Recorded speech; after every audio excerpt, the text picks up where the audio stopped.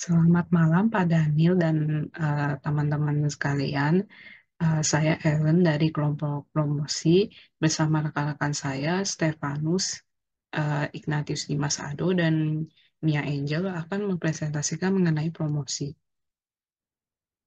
Yang pertama ini ada promotion mix atau kegiatan bauran promosi, di mana secara umum dari pengertiannya sendiri promotion mix ini dia dapat diartikan sebagai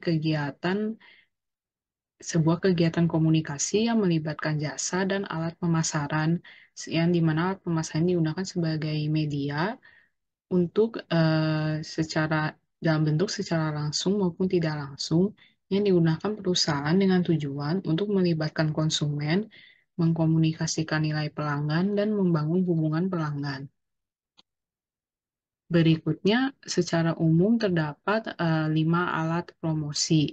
Yang pertama ini ada periklanan, di mana periklanan ini biasanya itu berbentuk sebuah presentasi yang biasanya dipresentasikan secara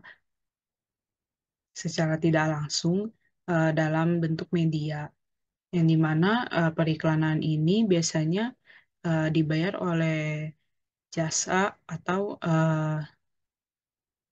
secara baik secara eh, per- biasanya itu pembayarannya itu secara personal, dan biasanya itu yang perusahaan itu akan bayar ke sponsor.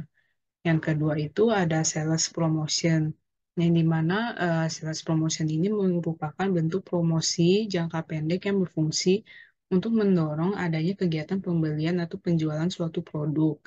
Biasanya ini contohnya itu kayak event-event gitu, misalnya ada midnight sale 12.12. Nah, itu biasanya berlakunya hanya tanggal 12.12 saja. Lalu berikutnya ada penjualan pribadi, di mana penjualan ini dilakukan secara personal oleh jasa dengan tujuan untuk menarik pelanggan melakukan penjualan dan membangun hubungan dengan pelanggan.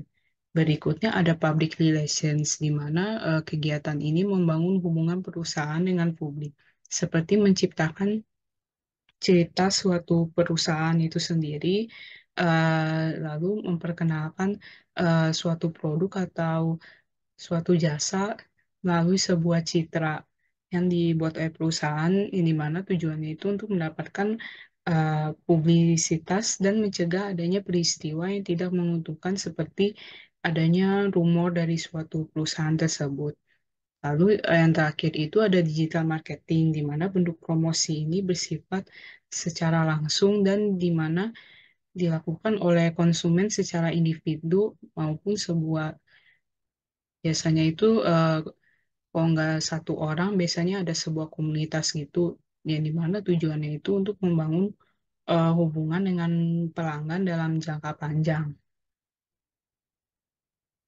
Berikutnya adalah Integrated Marketing Communications. Pembahasan yang pertama yaitu terkait the changing communication landscape. Pada tabel dapat dilihat perbedaan sekilas old marketing dan new marketing model. Old marketing dulunya menerapkan media massa untuk mengiklankan brand ke publik secara luas seperti melalui TV, radio, majalah, ataupun koran. Semenjak masuk ke era digital, marketing juga turut serta mengubah konsepnya menjadi melalui pemasaran secara online, misalnya dengan menggunakan media sosial, website, blog, email, dan e-commerce. Adapun kelebihan new model ini adalah approach ke konsumen yang menjadi lebih mudah dan dapat dilakukan di mana saja. Akses masyarakat juga terhadap brand-brand yang diinginkan menjadi lebih mudah dan bisa dicari sesuai interest masing-masing. Konsep marketing ini dapat diterapkan dengan konten marketing, di mana dalam iklan akan terdapat berbagai informasi dan pesan-pesan yang ingin disampaikan dari brand ke konsumen dengan cara-cara yang unik, seperti dengan membuat slogan atau campaign. Misalnya iklan air mineral Aqua pada bulan Ramadan yang mengingatkan untuk menjaga kemurnian hati, dan itu juga sebenarnya sudah sekaligus menekankan kemurnian air dari produk Aqua tersebut. Contoh konten marketing lainnya yaitu Spotify yang memberi konsumen hak untuk mengatur playlist musik mereka sendiri, kemudian memberi rekomendasi genre lagu yang mungkin disukai, menyediakan berbagai podcast, dan mengiklankan pada konsumen yang belum membeli premium agar membeli untuk mendapatkan akses yang lebih baik dan bebas. New marketing model ini juga tentunya memiliki kekurangan dan tantangan tersendiri, di mana berbagai klaim dan penjelasan terkait produk atau jasa yang disediakan oleh advertising department atau advertising agency seringkali berbeda dari berbagai sisi review pihak-pihak lain. Jadi konsumen akan menyimpulkan secara overall brand image tersebut di mana belum tentu benar dan sesuai. Contohnya adalah review-review skincare dari influencers dan klaim dari brand-brand skincare tersebut yang bisa dibilang kadang berbanding terbalik dan kadang memang sama hasil reviewnya. Perbedaan-perbedaan tersebut akan menjadi hal yang abu-abu pada konsumen. Adapun solusi yang bisa digunakan adalah Integrated Marketing Communications atau IMC, di mana keseluruhan communication channel yang terikat dengan brand akan saling berkoordinasi, baik dari promosi, periklanan, digital marketing, dan public relations untuk memberi informasi yang lebih jelas terkait brand dan produk-produknya. Salah satu penerapan IMC yaitu contohnya game Pokemon Go, di mana mereka itu menggabungkan sistem online dan offline.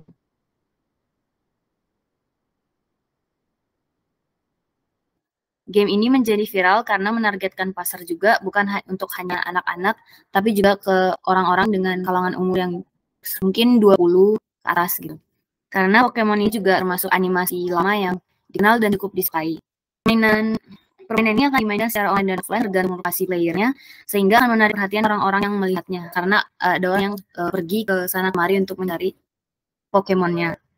Kemudian dengan konsep tersebut, player juga terbawa sebagai co-creators karena mereka membantu meningkatkan engagement dari game tersebut.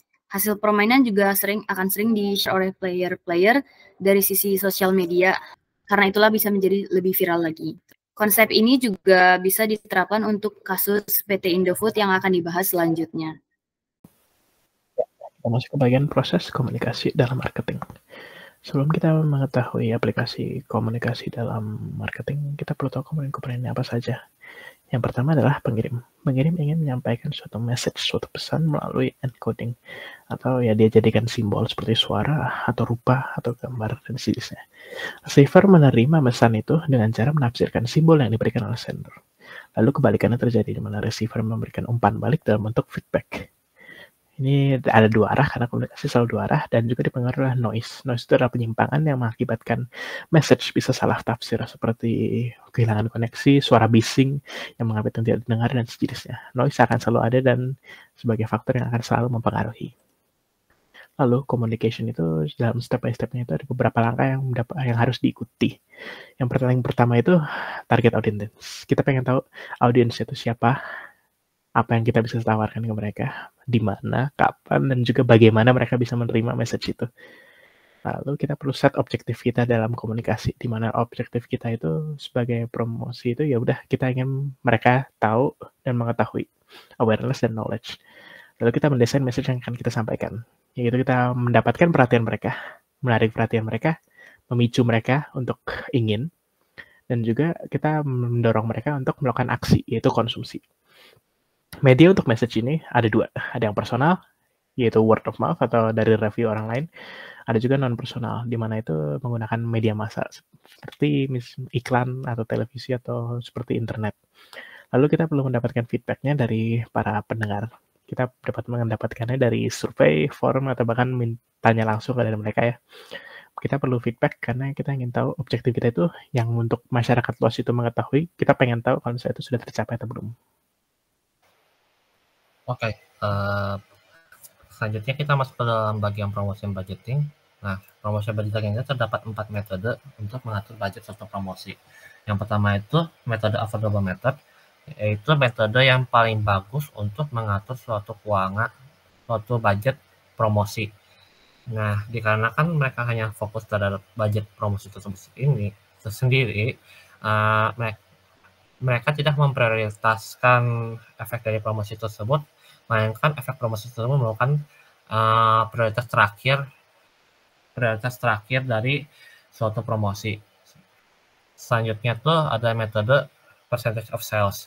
Metode ini merupakan metode paling simpel dikarenakan metode ini hanya bergantung terhadap suatu persentase dari sales atau revenue.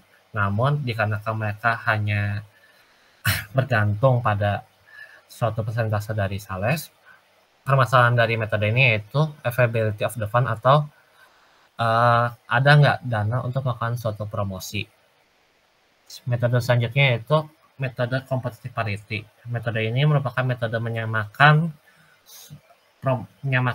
budget promosi terhadap perusahaan lainnya. Jadi contohnya kayak perusahaan B promosi 1 juta, perusahaan A akan menerapkan competitive parity method sehingga budgetnya juga 1 juta. Namun kelemahan dari metode ini yaitu belum tentu meskipun budgetnya sama, mereka belum tentu budgetnya sama, mereka tuh belum tentu tidak melakukan perang promosi. Dan juga biasanya dalam melakukan promosi, setiap perusahaan memiliki keunikan promosi sendiri-sendiri. Selanjutnya itu objective and task method. Metode ini merupakan metode yang paling logis, namun metode ini paling susah digunakan dikarenakan metode ini biasanya hanya menetapkan suatu objektif. Namun untuk tasknya biasanya mereka menciptakan atau berinovasi sendiri agar supaya objektif tersebut dapat tercapai. Selanjutnya kita masuk ke dalam studi kasus 4P. Nah, perusahaan yang kita ambil yaitu PT Indofood Makmur Sukses Tbk. Nah, kita pertama masuk ke dalam bagian produk tersebut dulu. Nah, terkadang PT Indofood itu produk yang paling sering kita kenal dan temui sehari-hari itu Indomie. Nah, kenapa si Indofood itu tidak menciptakan hanya satu variasi saja, kayak mie goreng saja atau mie kuah saja? Ini karena kan pada suatu pasar, belum tentu konsumen satu dengan konsumen satu lainnya memiliki preferensi yang sama. Sehingga PT Indofood perlu melakukan riset dari market tersebut dan berinovasi untuk menciptakan suatu variasi rasa atau variasi baru dari produk tersebut agar untuk menyesuaikan preferensi rasa dari market pada masing-masing daerah, sehingga antara Indofood dan konsumen mencapai kesepakatan bersama, jadi sama-sama menang. Untuk studi kasus yang untuk bagian price, kita menggunakan produk yang sama, yaitu Indomie dari PT Indofood. Ada juga 2 produk lain, yaitu Supermie dan Sarimi, karena ingin dilakukan komparasi. Dari price ini, sebenarnya ada 3 ya. Ada 3 harga yang berbeda, padahal ini produknya itu pada dasarnya sama. Ini dikarenakan Indomie itu diperuntukkan untuk masyarakat menengah atau bahkan menengah ke atas, dan Supermie dan Sarimi itu sebagai produk lain itu untuk diperuntukkan untuk masyarakat menengah atau menengah ke bawah. Ada perubahan price itu ya karena itu tadi, ibaratnya pembagian variasi fleksibilitas. Lalu untuk place untuk Indomie, secara domestik kita cukup luas. Dia itu ada juga melalui distributor dan juga ada retailernya sebelum masuk ke konsumen. Distribusi pabriknya cukup luas, mencapai 15 kota. Dan juga melalui gudang stok itu dia bisa mencapai 50 distributor dan lebih dari 160.000 pedagang eceran secara domestik. Secara internasional, Indomie juga memiliki posisi ya. Dia itu tersebar gitu dan cukup populer terutama di daerah Arabia atau Afrika gitu. Nigeria itu bahkan cukup terkenal sampai jadi mie instan nomor 1. Lalu ada juga Swiss dan juga kerjasama dengan supermarket Asia untuk menyebarnya di daerah Asia dan juga bisa mencapai barat bahkan seperti Lion Supermarket, Marina Food, dan 99 Ranch. Ya, kita masuk ke dalam bagian terakhir dari studi kasus 4P yaitu promosi. Nah, tujuan dari suatu promosi kan untuk meningkatkan nilai branding suatu produk. Nah, bagaimana PT Indofood meningkatkan nilai branding produknya? Nah, yaitu saya ambil lagi contoh sebelumnya yaitu Indomie.